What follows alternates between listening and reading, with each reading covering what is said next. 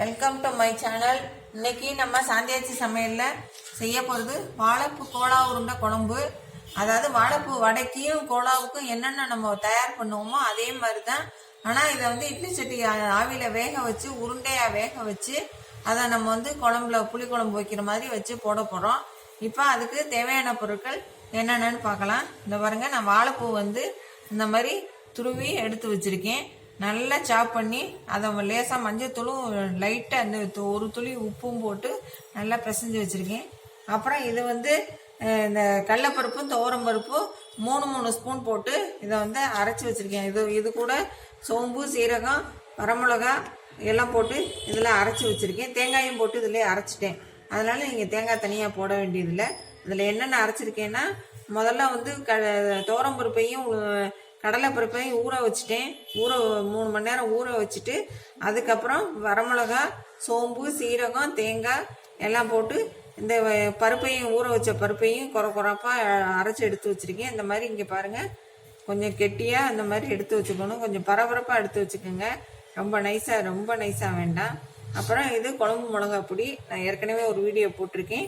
உங்களுக்கு தெரியாட்டி அந்த வீடியோவில் போய் பார்த்துக்கோங்க. இல்லை தனி மிளகா பொடியாக இருந்தால் தனி மிளகா பொடி யூஸ் பண்ணிக்கோங்க. அப்புறம் இது மல்லித்தூள், இதுவும் கொஞ்சோண்டு லேசாக போட்டுக்கலாம். உப்பு தேவையான அளவு, மஞ்சத்தூள் 2 பிஞ்சு, அப்புறம் எண்ணெய் தேவையான அளவு, அப்புறம் வெங்காயம், சின்ன வெங்காயம் நறுக்கி வச்சுருக்கேன். நான் சின்ன வெங்காயம் ஒரு 6 வெங்காயம் சின்ன வெங்காயம் நறுக்கி வச்சுருக்கேன். ஒரு தக்காளி பழம், சின்ன தக்காளி, ரொம்ப சின்ன தக்காளியாக ஒரு சின்ன தக்காளி பழம் நறுக்கி வச்சுருக்கேன். மல்லித்தலை மேலே தூக்குறதுக்காக வச்சுருக்கேன். அப்புறம் புளி தண்ணி கரைச்சி வடிகட்டியும் வச்சுருக்கேன். வாங்க இப்போ வீடியோக்குள்ளே போகலாம். இப்போ ஒரு பவுல் எடுத்துக்கோங்க.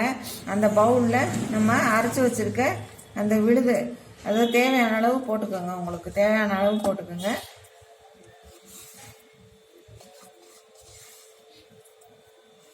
இது கொஞ்சம் போட்டாவே நிறைய வந்துடும். அதனால் தேவையான அளவு போட்டுக்கலாம். அப்புறம் இந்த வாழைப்பூ நம்ம எடுத்து உதுத்து இந்த மாதிரி சாப் பண்ணி வச்சுருக்கேன். நான் சாப்பரில் போட்டு சாப் பண்ணதுனால இப்படி வலுவலுன்னு நல்லா வந்துருச்சு. சாப்பர் இல்லாட்டி நல்லா நைஸாக நறுக்கிக்கோங்க. இதையும் போட்டு அப்புறம் உப்பு, மஞ்சத்தூள் எல்லாத்தையும் போட்டு நம்ம இப்போ உருண்டையாக பிடிக்க போகிறோம்.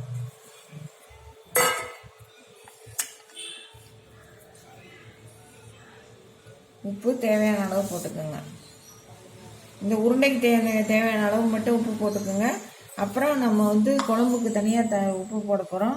அதனால் அது தனியாக போட்டுக்கோங்க. மஞ்சத்தூள் 2 பிஞ்சு போட்டு இப்போ இதை நல்லா பிணைஞ்சிக்கோங்க. இப்போ இதை பிணையும் போது ஒரு ஸ்பூன் எண்ணெய் ஊற்றிக்கோங்க. இந்த உருண்டை கொஞ்சம் உடையாமல் நல்லா சாஃப்டாக இருக்கும். அதுக்காக ஒரு ஸ்பூன் எண்ணெய் ஊற்றிக்கோங்க. எண்ணெயை ஊற்றிக்கிட்டு நல்லா இந்த மாதிரி கலந்துக்கோங்க.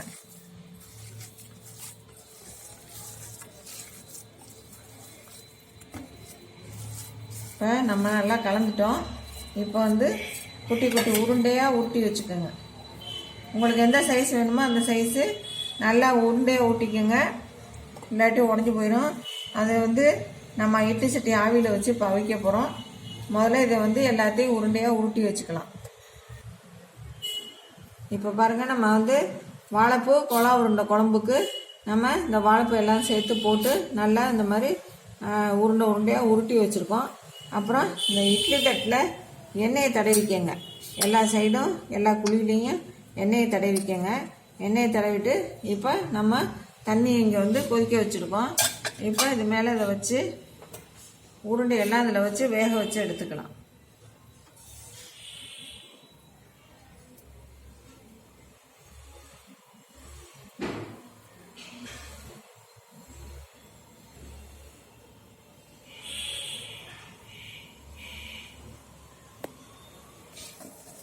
இப்போ பாருங்கள், நம்ம எல்லா உருண்டையும் இதில் நம்ம இப்போ அடுக்கி வச்சுட்டோம்.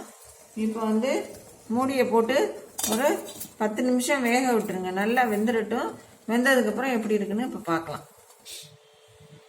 இப்போ பாருங்கள், நம்மளுடைய கோலா உருண்டையெல்லாம் நல்லா வெந்துருச்சு. இப்போ நம்ம இது கொஞ்சம் நேரம் ஆறணும். ஆற விட்டு ஒவ்வொரு உருண்டையை எடுத்துக்கலாம். அதுக்குள்ளேயே நம்ம இந்த பக்கம் குழம்ப தாளிச்சிக்கலாம். இப்போ பாருங்கள், இது இந்த பக்கம் சட்டி காய வச்சுருக்கேன். காய வச்சு சும்மா 2 ஸ்பூன் எண்ணெய் ஊற்றினா போதும்.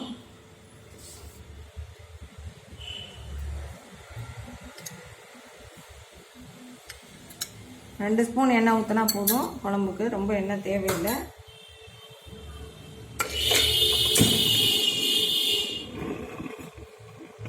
எண்ணெயை காய வச்சிடணும். எண்ணெய் நல்லா காஞ்சிருச்சு. இப்போ வந்து கடுகு, உளுந்தம்பருப்பு, சோம்பு, சீரகம், வெந்தயம், நம்ம புளிக்குழம்புக்கு என்னென்ன போட்டு தாளிப்போமோ அது மாதிரி போட்டு தாளிச்சுக்கோங்க. இதை நல்லா பொரியட்டும். பொரிஞ்சோடனே தக்காளி போடலாம்.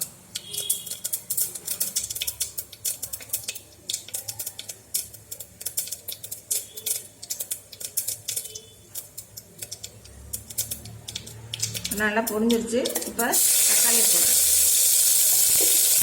தக்காளியை போட்டு நல்லா இது கொஞ்சம் வதங்கட்டும். இப்போ ஏன்னா வர தக்காளி எல்லாம் நல்லா நசுங்கவே மாட்டேங்குது. அதனால் இதை வந்து பிகினர்ஸ்க்கான சேனல், அதனால் எல்லோரும் இப்போ நம்ம லைக் பண்ணி ஷேர் பண்ணி பாருங்கள். சப்ஸ்கிரைப் பண்ணுங்கள், மெயினாக சப்ஸ்கிரைப் பண்ணுங்கள். அப்போ தான் நான் போடுற வீடியோ எல்லாமே உங்களுக்கு நோட்டிஃபிகேஷனில் வந்துடும். இப்போ இது கொஞ்சம் நேரம் வதங்கட்டும். இப்போ வெங்காயம் போட்டுருங்க, கருவேப்பிலையும் போட்டுருங்க, பாதி கொத்தமல்லியை போடுங்க, அப்புறம் பாதி கொத்தமல்லியை அலங்காரத்துக்கு போட்டுக்கலாம். இப்போ நம்ம வெங்காயம் தக்காளியெல்லாம் நல்லா வதங்கிடுச்சு. இப்போ நம்ம புளி கரைச்சி வச்சுருக்கோம், கரைச்சி வடிகட்டி வச்சுருக்கோம், அதை ஊற்றிக்கிறோம். ஊற்றிக்கிட்டு இதில் உப்பு கொஞ்சம் நேரம் கழித்து இந்த மிளகா பொடி போடும்போது போட்டுக்கலாம். இப்போ அது வரைக்கும் கொஞ்சம் மூடி வச்சிடலாம். இப்போ உங்களுக்கு காரத்துக்கு தகுந்த மாதிரி மிளகாத்தூள் போட்டுக்கோங்க. நான் வந்து 2.5 ஸ்பூன் போடுறேன். உங்களுக்கு காரத்துக்கு தகுந்த மாதிரி போட்டுக்கோங்க. அது மாதிரி மல்லித்தூள், தனி மல்லித்தூள், அதுவும் ஒரு 1/2 ஸ்பூன் போட்டுக்கிறேன். இப்போ இது வந்து கொஞ்சம் பச்சை வாசனை போகட்டும். அது வரைக்கும் கொஞ்சம் நல்லா கொதிக்கட்டும். அதுக்கப்புறம் நம்ம உருண்டைகளை போட்டுக்கலாம். இன்னும் கொஞ்சம் தண்ணி ஊற்றிக்கலாம். இது ரொம்ப கெட்டியாக இருக்குது. இன்னும் உருண்டை வேக வேக கொஞ்சம் வந்து இன்னும் கெட்டியாயிரும். அதனால் இன்னும் 1 டம்ளர் தண்ணி ஊற்றிக்கலாம். இப்போ பாருங்கள், நம்ம குழம்பு மிளகா பொடியெல்லாம் போட்டு அது நல்லா கொதிச்சிருச்சு.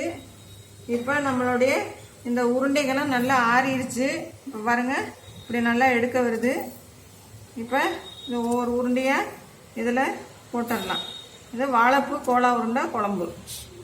அதாவது இது வந்து எண்ணெயில் போடாமல், எண்ணெய் இல்லாமல் சாப்பிட்றவங்களுக்கு ரொம்ப நல்லா இருக்கும். இது வந்துட்டு உடம்புக்கும் ரொம்ப நல்லது, ரொம்ப டேஸ்ட்டாக. நான் ஏற்கனவே 2-3 தவணை வச்சுட்டேன். அப்போ வீடியோ எனக்கு எடுக்கிறதுக்கு டைம் இல்லை. இன்றைக்கி தான் டைம் கிடச்சிச்சு, அதனால் இன்றைக்கி எடுத்திருக்கேன். இதை வந்து எல்லாரும் கண்டிப்பாக வச்சு சாப்பிட்டு பாருங்கள். எண்ணெய் இல்லாமல் பண்ணியிருக்கோம். அது வந்துட்டு இப்போ நம்ம கோலாவை கிண்டினோம்னா, வாழைப்பூ கோலாவோ வாழைப்பூ வடையோ சுட்டோம்னா இதே தான், எல்லா மெத்தடும் இதே தான். ஆனால் வந்துட்டு அது எண்ணெய்க்குள்ளே வேகும். இது வந்து குழம்புலே போட்டிருக்கோம். அதனால் இது வந்து ரொம்ப டேஸ்ட்டாக ரொம்ப நல்லா இருக்குது. எல்லோரும் கண்டிப்பாக வச்சு பாருங்கள். இப்போ பாருங்கள், நம்ம எல்லா உருண்டையும் இதுலேருந்து எடுத்துட்டோம். உங்களுக்கு தேவையான அளவு எல்லாத்தையும் உருண்டையாக ஊட்டிக்கோங்க. சிலதை வேணால் பிள்ளைங்களுக்கு வேணால் வடையாக சுட்டு கொடுங்க. நம்ம இப்போ வாழைப்பூ கோலா உருண்டைக்கு எல்லா கோலா உருண்டையும் உள்ளுக்குள்ளே போட்டாச்சு. இப்போ உடனே கிண்டாதீங்க. உடனே கிண்டினீங்கன்னா உடஞ்சி போயிடும். அதனால் இப்போ கொஞ்சம் மூடி வச்சுருங்க. மூடி வச்சுட்டு 2 நிமிஷம் 1 நிமிஷம் கழித்து கிண்டுனுங்க. அப்போ தான் வந்துட்டு நல்லா வேகும். இப்போ வெந்ததுக்கப்புறம் இன்னொரு தவணை கிண்டி விட்டு காமிக்கிறேன். கொஞ்சம் நல்லா சாரணும். ஒரு 10 நிமிஷம் ஆகும் சாறுறதுக்கு. அதனால் நடுவில் இடையில கிண்டி விட்டுக்கணும். இப்போ அதை அடுத்து வெந்ததுக்கப்புறம் எப்படி இருக்குன்னு பார்க்கலாம். இப்போ நம்ம வந்து வாழைப்பூ கோலா உருண்டைக்கு இந்த உருண்டையெல்லாம் போட்டோம். பாருங்கள், அழகாக சூப்பராக உடையாமல் நல்லா வந்திருக்கு. இப்போ இன்னும் கொஞ்சம் சாரட்டும். தீயை வந்து மீடியமாக வச்சுக்கோங்க. நம்ம வந்து உருண்டைக்கு மட்டும்தான் உப்பு போட்டிருக்கோம், குழம்புக்கு உப்பு போடலை. அதனால் இப்போ குழம்புக்கு தேவையான அளவு உப்பு போட்டுக்கோங்க. எல்லாத்தையும் குடிச்சு பார்த்துக்கோங்க. இந்த பாருங்க, ரொம்ப கெட்டியாக இருக்கக்கூடாது, கொஞ்சம் தண்ணியாக இருக்கணும். நான் கொஞ்சம் தண்ணி ஊற்றிக்கிறேன். இது நல்லா கொதித்து நான் கொஞ்சம் வற்றணும். அதனால் சாரணும், இந்த உருண்டையெல்லாம் சாரணும். அதனால் கொஞ்சம் நேரம் வற்றட்டும். ஆனால் இந்த ஸ்டேஜில் எல்லாம் குடிச்சு பார்த்துக்குங்க. உப்பு உரப்பு ஏதாவது பத்தலைன்னா திரும்ப கொஞ்சம் போட்டு பார்த்துக்குங்க. நான் குடிச்சு பார்த்தேன், கரெக்டாக இருக்குது. இனி அடுத்து இது கொதித்து இறக்குறப்ப பார்க்கலாம். இப்போ நம்ம வாழைப்பூ கோலா உருண்டையெல்லாம் சூப்பராக ரெடி ஆயிடுச்சு. நல்லா கொதிச்சு நல்லா சாந்து நல்லா நல்லா வந்துருச்சு. இப்போ பாருங்கள், ஒரு உருண்டை கூட உடையல, சூப்பராக வந்திருக்கு. இப்போ டிஸ்பிளேக்கு மாற்றிட்டு எப்படின்னு காமிக்கிறேன்.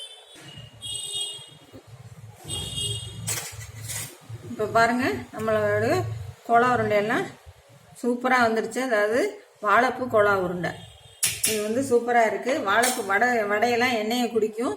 அதை இல்லாமல் வயசானவங்க யார் வேணாலும் இது வந்து ஈஸியாக நல்லா சாப்பிட்லாம்.